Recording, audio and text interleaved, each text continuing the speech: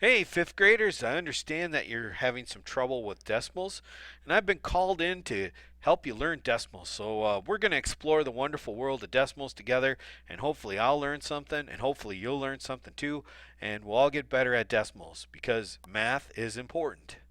So, let's get started here. Well, one of the first things we need to know with decimals is that every number occupies a place value.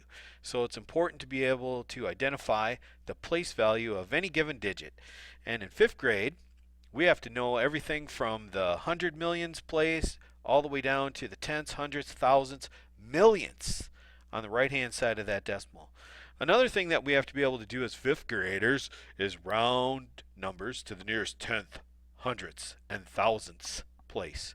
So these are all again on that right side of the decimal point. And then we're also asked either to add some very small numbers, the tenth, hundredth, or a thousandth to a number, and we're asked to do the opposite of that, which is subtract a tenth, hundredth, or thousandth from a number. So in addition to this, we're going to be adding and subtracting some decimals, and we'll learn how to line up the decimals and do that. We're going to be given some word problems where we have to add and subtract decimals. We're also going to be multiplying some numbers with decimals in them, and we're going to divide some small numbers with decimals in them too. I'd like to be able to divide some bigger numbers, but granted, where we're at with our multiplication skills means we're going to have to focus on some small numbers in division because we're just not there with being able to multiply automatically. Okay, so stop and think about place value. Numbers are made up of different units. Place value is the value of the digit where it is in the number. So let me give you some examples of place values. We've got hundredths, tenths, tens, thousands, and so on. This goes on forever. And if you notice that I haven't put these in any particular order. Starting at any digit and moving one place to the left gives a value that is 10 times bigger. Starting at any digit and moving one place to the right gives a value that is 10 times smaller.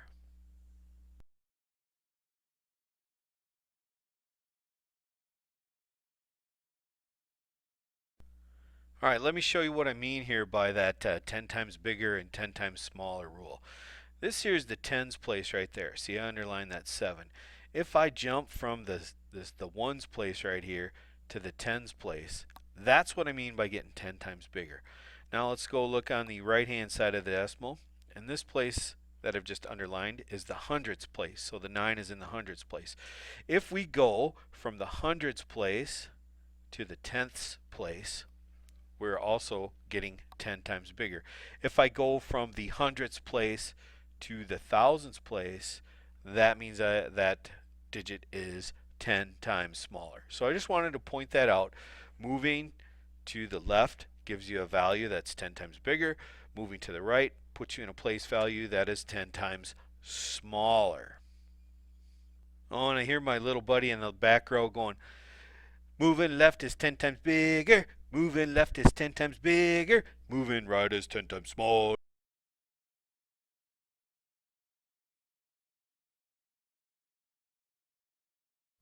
Here we're taking a look at a place value chart, and it's set up to the fifth grade standards where we have to know everything from the millions place on the left hand side of the decimal to the millionths place on the right hand side of the decimal.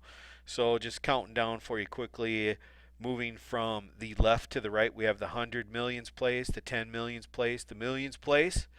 And in the green, we got the 100,000s place, the 10,000s place, and the thousands place. And then in the ones, we have the hundreds, tens, and ones. And then we have the decimal point, which is the and. And then when we move to the right of the decimal, we have numbers that are actually smaller than 1. And we start out with tenths, hundredths, thousands, 10,000s, 100,000s, and the millions place.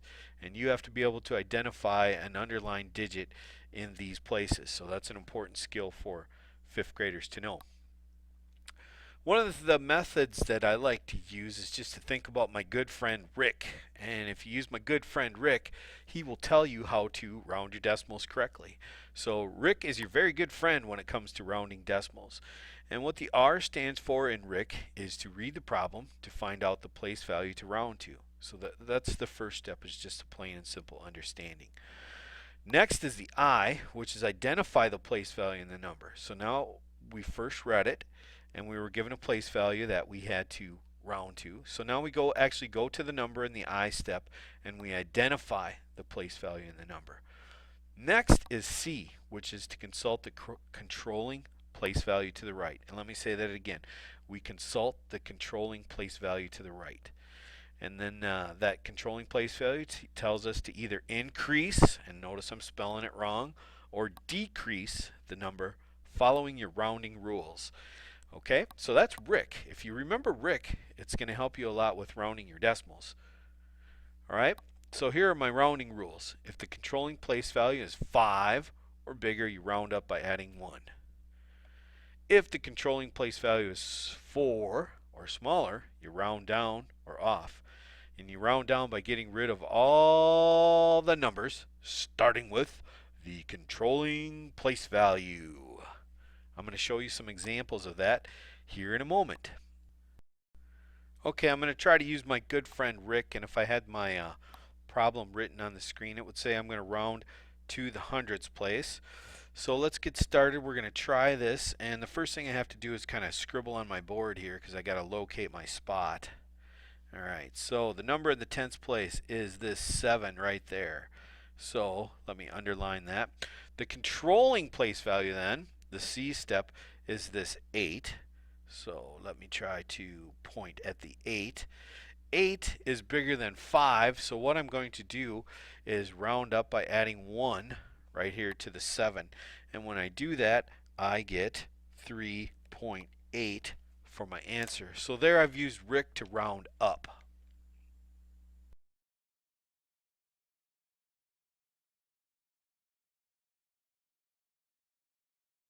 Okay, I'm going to demonstrate the RIC method again, and if I had my words written up there, it would say round this number to the tenths place. So that's my reading, round the number to the tenths place. I need to move to the I step, which is to identify the place value, which is the tenths. So you'll have to let me kind of color on my screen here for a second to get my bearings. And the number in the tenths place is that 7. Okay, so I've done the R and the I. Now the C is locate that controlling place value, and my controlling place value is right here. It is this number 1. And according to my rounding rules, when it is 4 or less, I'm going to round down. And the way I round down is by getting rid of that controlling place value and every number to the left of it. So I rewrite my answer. I keep my 3, I keep my 7, everything else goes away. And when I use RIC, the answer to this question is 3 7/10.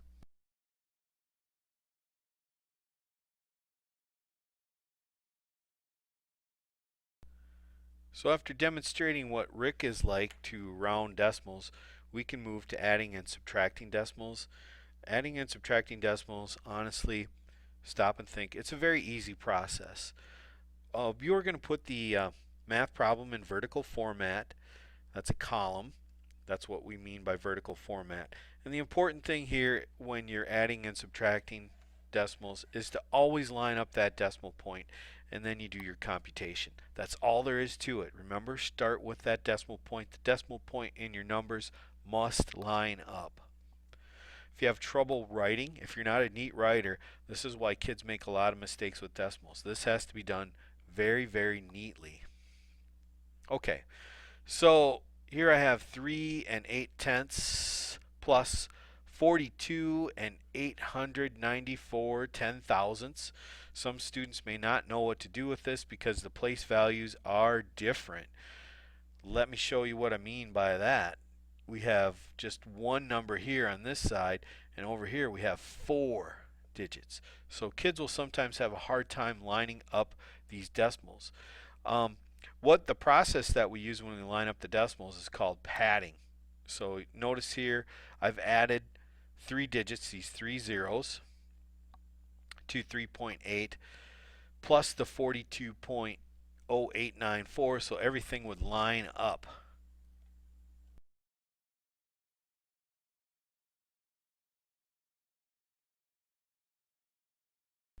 I went offline just for a second there because it takes me such a long time to draw using my finger that I wanted to show you this that 3.8 with the three zeros added on to the end is padding.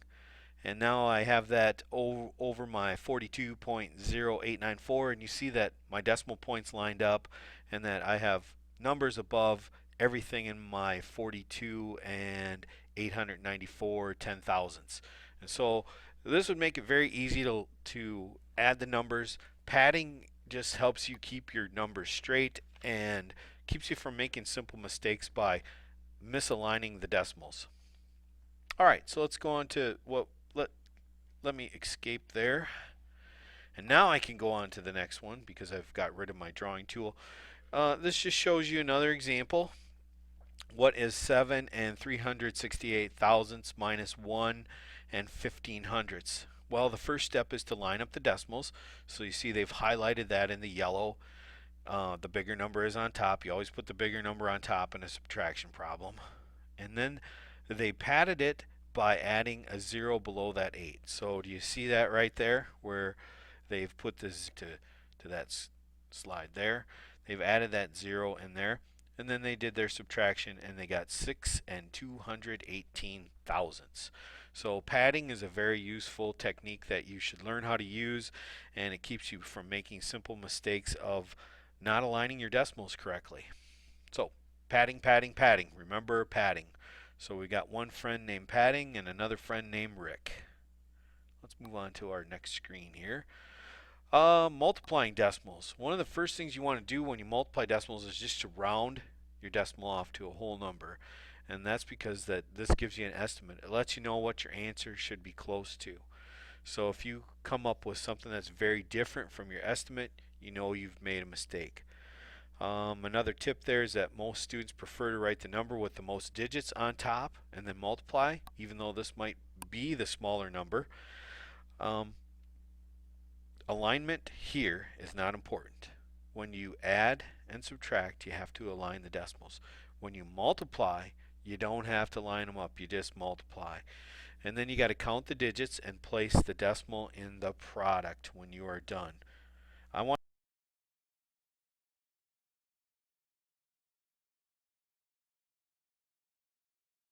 Another little trick that a lot of kids will use is that before they do any math work at all, they count their places, their decimal places first, because this will tell them after they have their product how many places that they have to move their decimal in the answer.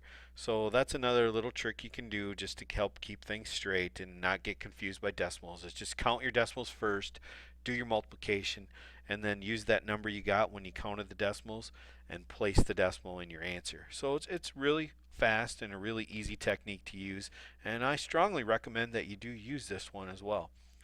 I will be showing you some example problems on the iPad, so I'll have other short videos that you'll be able to check out with how to multiply and how to divide decimals.